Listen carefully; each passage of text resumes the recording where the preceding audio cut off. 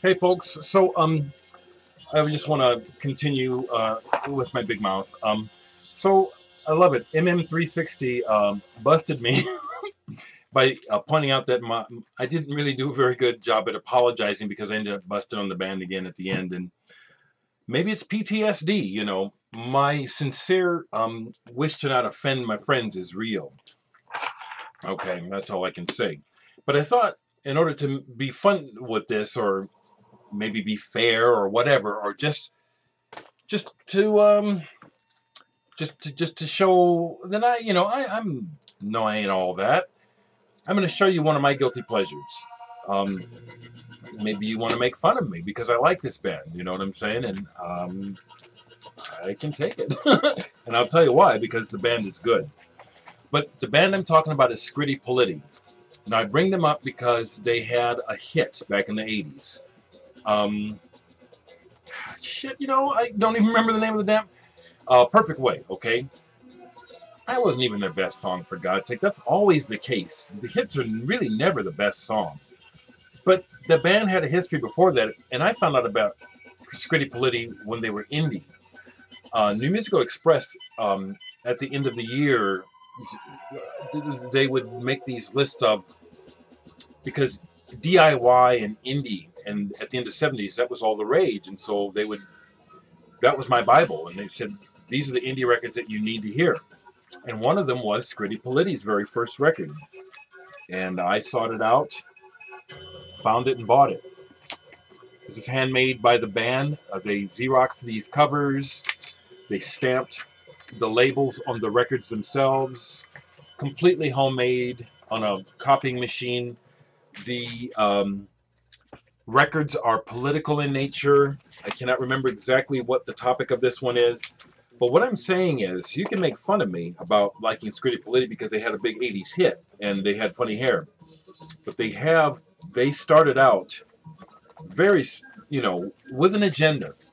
And they stayed good musically throughout. So just right quick, I'm going to show you my Scritti Politti. I do have Cupid and Psyche on CD, but it's not even in the house. It's in my garbage CDs out in my garage. I got about 500 CDs in the garage that I have no room for. I need to go through them because now I'll bet you I'll go through those CDs, and some that I thought were garbage then will have a new value to me now. Probably because of what I've learned through you guys in the vinyl community. So anyway, I'll show you my Scritti Politti, and I love them. I haven't played them in a while, but I have a bunch of their records. Hypnotize on picture disc. And by the way, I was watching Sublime Media's response to Fart Boy, and he showed this. I had never noticed I thought that was vocal cords, but it does look phallic. I'd never thought of it like that. You're nasty. I'm teasing. Okay, let me keep going here. I bought, for a while, I was buying. Okay, so here's the Perfect Way on this. So here's the single. And I'm sure I'm going to hear from some of you guys who are just going to give me ultimate shit for having this in my collection because you hate the record so much. But I'll tell you what. You go back and you examine the chord changes and the arrangement. It's brilliant. I mean, in fact, it's brilliant.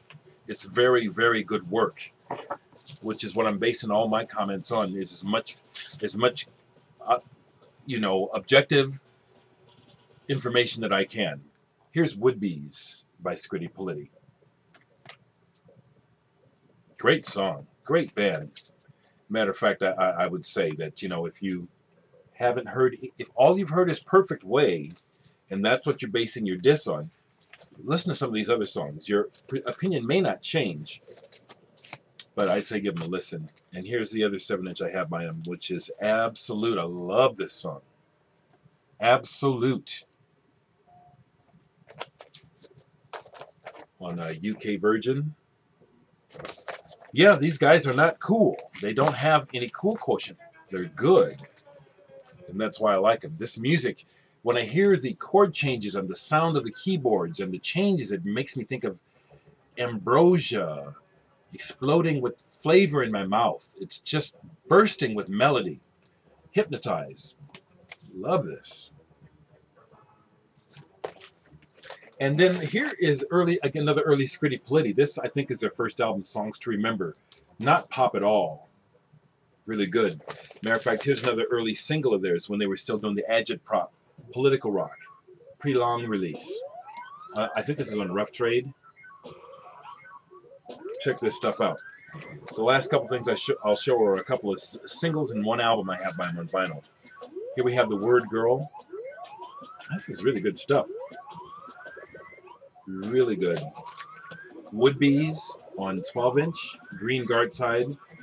So see, that's what I'm talking about, is look at how they promote the band.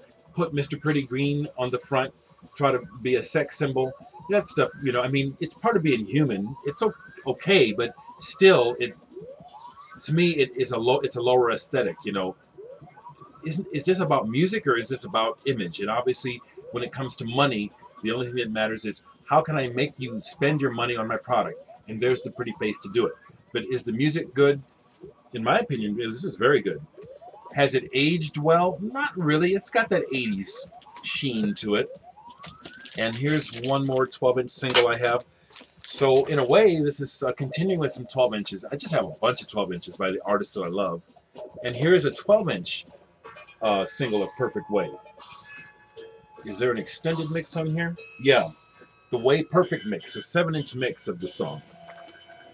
And the last thing I'll show you is kind of, I don't need this album to prove what I'm saying, but it just goes to show what I'm saying about the band being musically viable as a truth, is the fact that this album, Provision, no hits, Miles Davis plays on this album. And is there a track on here that deserves Miles Davis's playing? Yeah. Sophisticated, soulful, smooth, but not slick. Absolutely. Miles is on this album. Provision.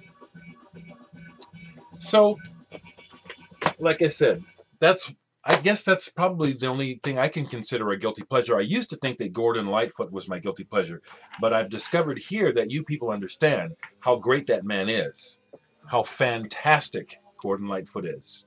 I've got at least a dozen albums of his.